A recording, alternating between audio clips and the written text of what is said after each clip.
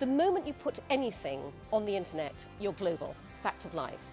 People are going to be able to access you from every country in the world. And so even though the US is a huge market in itself and it may drive your initial growth, I believe that every single tech company today needs to think global before they actually launch.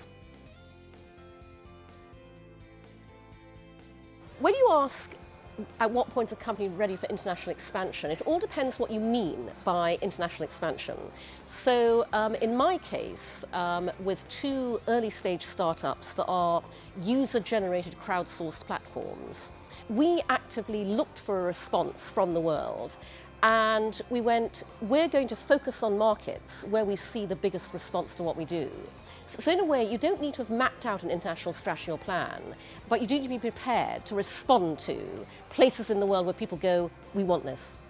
And it's a demonstration of the fact that when you create something that really resonates with people globally, people within those markets where you want to be should respond to and want to work for you.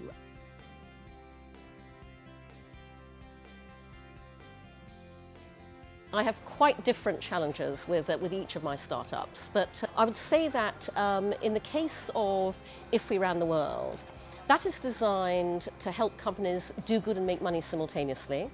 And that is still a very future-forward concept for a lot of companies all around the world, so that's a barrier there.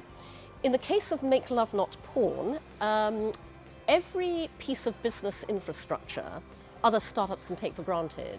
We can't, because the small print always says no adult content, and that is true all around the world. So that's our biggest barrier in terms of being able to really scale and grow the way that we'd like to.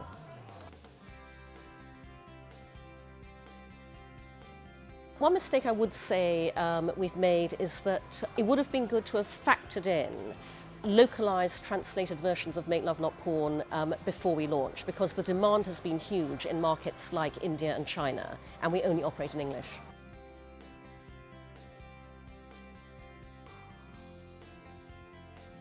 I think I would say that for me the best example of global expansion is Twitter.